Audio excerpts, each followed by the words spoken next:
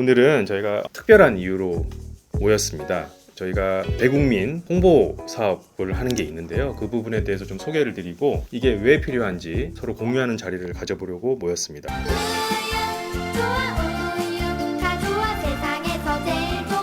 새로운 얼굴을 지금 두 분을 모셨습니다. 각자 소개를 한번 부탁드리겠습니다. 혹시 누구신지? 네, 안녕하세요. 네. 저 카톨릭대 부천성모병원 성형외과에서 근무하고 있는 이중호라고 합니다. 안녕하세요. 저는 순창대학교 서울병원 성형외과에 근무 중인 송우진입니다. 저를 포함해서 이 두 분은 유방 관련된 수술과 치료들을 주로 하고 있습니다. 그거와 관련된 가장 중요한 핵심이 제가 생각하기에는 많이들 알고 계시는 실리콘 유방 보형물이 유방 치료에도 쓰이고 재건에도 쓰이고 미용 목적으로도 쓰이고 환자들 몸에 좀 많이 들어가 있는데요. 오늘 그거와 관련된 좀 이슈들을 짚어보고 어떤 일을 우리가 하고 있는지를 소개해 드리려고 합니다. 그래서 이중호 교수님, 저희가 지금 하는 사업이 어떤 건지랑 왜 우리가 그렇게 모여서 이런 것들을 진행하게 됐는지 한번 얘기를 해주실 수 있을까요? 2019년도에 우리나라에서 첫 보형물 관련 림프종 사례가 보고됐습니다. 그래서 보형물을 그러면 어떻게 해서 잘 관리해야 환자분들이 좀 안심하고 수술받을 수 있을까라는 필요성이 제기됐고요. 그거에 대해서 저희 학회 차원에서 화답하고자 한국형 보형물 레지스트리 사업 KBIR이라는 것을 시작하게 됐습니다. KBIR이 뭐의 약자인가요, 그러면? 네. Korean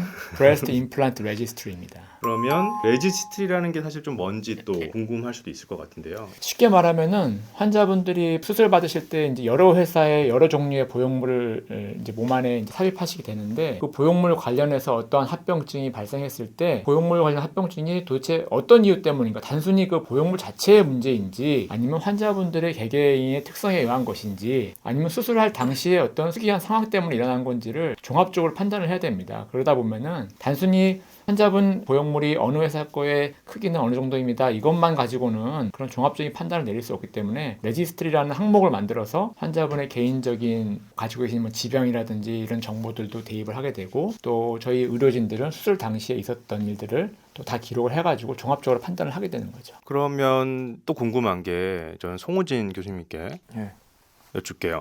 그럼 기존에는 그런 유방 보형물들이 수십 년 동안 지금 한국에서 쓰여지고 들어가고 있었는데 그럼 그게 현재까지는 그럼 어떻게 관리가 되고 했는지도 좀 궁금하고 또 사실 또 우리 몸에 넣는 인체 이식 의료기기가 굉장히 많지 않습니까? 그럼 그런 것들이랑 비교해서도 좀 이게 어떻게 관리가 되는지 좀 궁금해요. 그래서 좀 언뜻 생각하기에도 개원한 성형외과 병원이 뭐 있다가 없어지기도 하고 그러면 그 병원에 가서 내가 어떤 걸 얻는지 뭐 궁금할 수도 있잖아요. 그런 게 이전에는 어떻게 관리가 됐었나요? 일단 기본적으로 이제 식약처에서 추적 관리 제도라고 해서 인공 유방 실리콘 겔은 이제 추적 관리 의료기기 그 대상으로 등록이 돼 있습니다. 그래서 인공 유방을 수술한 뭐 병원이나 아니면 의사가 그거를 이제 반기별로 보고를 하게 돼 있어요. 근데 실제 그 보고 자료에는 이제 실리콘계 인공 유방에 대한 정보와 그리고 환자의 뭐 성명, 주민등록번호, 뭐 성별 이 정도뿐만이 들어가 있고 아까 이중호 교수님 말씀하신 것처럼 어떤 수술 정보라든지 합병증 정보라든지 그 사람이 첫 수술을 받았는지 재수술을 받았는지 아니면 의료기기 자체에 어떤 이상 문제가 있다는 그런 정보를 포함을 하지가 못합니다. 그래서 간단하게 이제 뭐 미용 목적으로는 진짜 우리나라에서 한 5, 6만 건 정도 쓰이고 이제 재건 목적으로 한 4,000건 이상 정도 연간 쓰이고 있는데 가장 큰 차이점은 기존 의료기기, 그러니까 실리콘계 인공 유방뿐만이 아니고 인체 내로 삽입되는 스텐트라든지 아니면 인공관절 같은 거는 이제 건강보험 자료에 포함이 돼 있어서 이러한 정보들을 알 수 있지만 미용 목적으로 많이 쓰이는 5만 건, 6만 건 쓰이는 인공 유방에 대해서는 정확한 정보를 알 수가 없다는 거죠. 대표적으로 이렇게 식약처에 보고를 했지만 만약에 병원이 폐업을 했거나 아니면은 수술한 의사가 다른 병원으로 옮겼을 경우에 그 정보가 누락이 될 수가 있고 어떤 문제가 생겼을 때 환자한테 적절하게 그걸 알릴 수가 없다는 가장 큰 문제점이 있었습니다.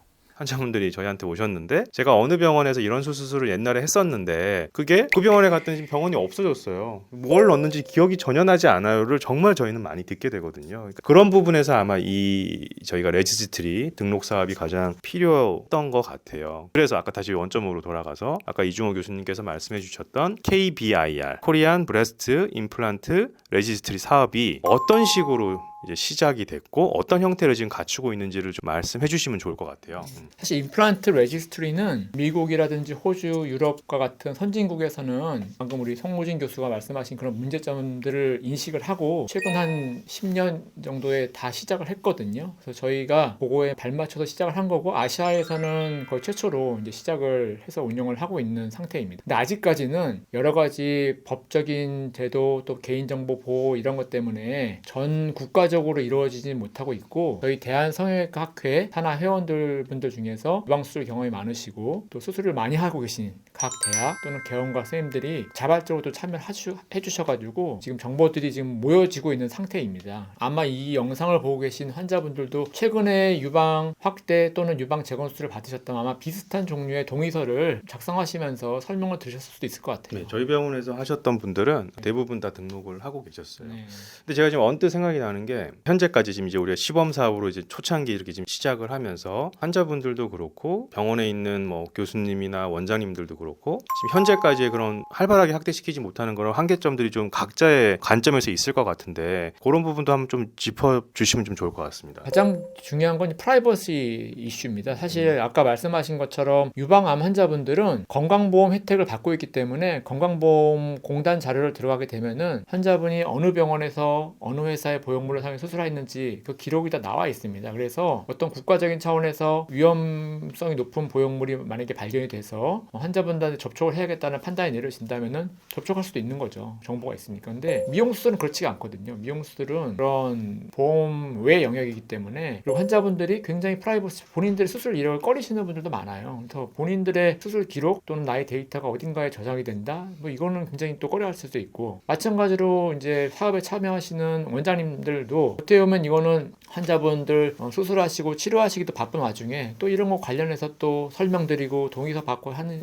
것 자체가 어떻게 보면 좀 부담일 수도 있고 또 만에 하나 환자분들 걱정하시는 상황이 됐을 때에도 또 그런 것들을 오롯이 또 어떤 불평 같은 것도 있을 때 본인들이 감내해야 되는 부분들도 있기 때문에 약간씩은 좀 꺼려하는 게 있는 것 같아요. 근데 제가 이 자리를 빌어서 말씀드릴 수 있는 것은 지금 여러분들이 KBIR에 등록해서 보관되고 있는 데이터는 저희 학회, 연구진, 개인이 보관하는 게 절대 아니에요. 저희들도 그게 어떻게 되고 있는지 모르고 전부 암호화돼서 식약처 산하 기관에 데이터로 저장이 되고 있어요. 그래서 이건 국가적인 사업, 국가에서 관리하는 사업이고 국가에서 저장하고 국가에서 그 데이터의 관리도 하고 있는 사업이다. 이걸 잊지 않으면 좋겠습니다. 이제 뭐 제가 아는 선에서 또 제가 말씀을 드리면 환자 입장에서는 프라이버시 문제가 있다고 말씀하셨고 그죠? 그래서 이게 혹시나 내 정보가 누군가에게 또 알려지거나 흘러갈까 봐 또 걱정되는 게 있는 거고 또 운영하시는 원장님이나 우리 병원 입장에서도 이걸 하기 위해서 운영하기 위해서 또 인력이나 또 시스템을 구축을 해야 되고 일이 늘어나는 거죠. 이제 그런 부분에서 사실 이슈가 있었는데 아까 외국에서 이제 이 레지스트리가 잘 돼 있다는 거를 이제 말씀해 주셨지 않습니까? 그게 대표적으로 이제 호주 쪽에서 아마 좀 그런 등록이 잘 돼 있었던 것 같고 그렇다 보니까 우리 그 비정형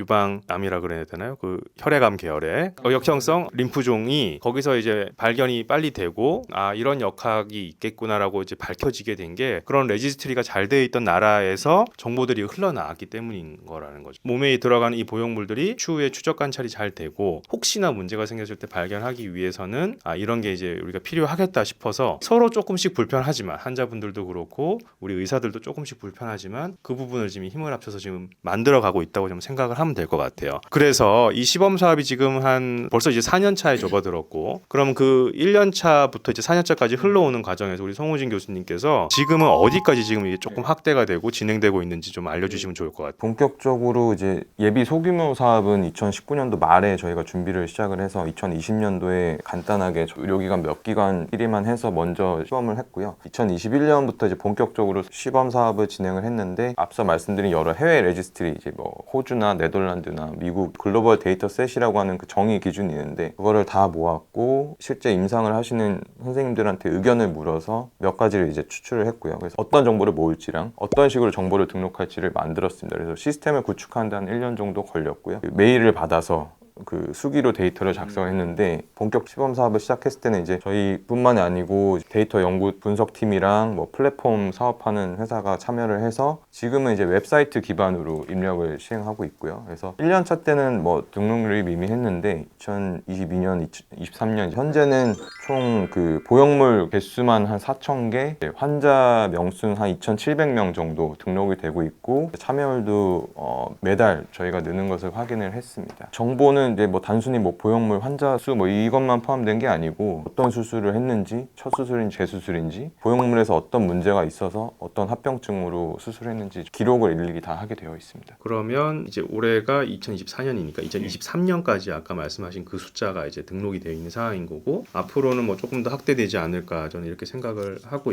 있고요. 그리고 2,700명분 4,000개의 그 보형물들은 개인정보로 좀 무섭게 생각할 수도 있지만, 계속 우리가 아까 말씀드렸던 내 보형물이 어디에서 수술을 받았는데 지금 뭐가 들어가 있고 어떤 종류의 브랜드가 어떤 게 들어가 있는지 사실 환자도 궁금할 수도 있죠. 그런데 의사도 정말 궁금하거든요. 수술할 때는 어떻게 수술했는지를 모르면 사실 수술하는데 어떻게 보면은 뭐 안경 없이 들어가는 느낌과 비슷합니다. 뭐가 있을까 막 이렇게 들어가서 결국은 일일이 확인해야 되는데, 그 정보가 있는 것만으로도 굉장히 많은 도움이 됩니다. 환자분한테도 도움이 되고 의사들한테도 도움이 되고, 그런 이유 때문에 지금 현재까지 유지되어 가고 있는 거고요. 그러면 이게 사실 국가 사업도 사실 좀 연관되어 있는 거고, 저희 학회에서도 같이, 식약처에서도 같이, 나라와 학회가 같이 이제 힘을 합쳐가지고 공익 사업 같은 걸 저는 하고 있다고 지금 생각이 드는데, 그러면 이게 앞으로 어떻게 될까요, 이종호 교수님? 잘 확대가 될 수 있을까요? 우리가 어떤 노력을 해야 될까요? 예. 제가 볼 때 이 사업이 제일 확대가 잘 되기 위해서는 이 사업의 필요성을 먼저 수술을 받을 분, 그리고 이미 수술을 받은 분들이 좀 잘 인지하실 필요가 있다고 생각을 해요. 저희가 이렇게 시간을 내서 이 사업에 참여하고 있는 이유는 저희를 위해서도 아니고, 단순히 어떤 뭐 발주 기관을 위해서도 아니고, 오직 환자분들을 위해서입니다. 한현호 교수도 말씀하셨지만, 어떤 유방 보형물 관련해서 어떤 문제가 발생했을 때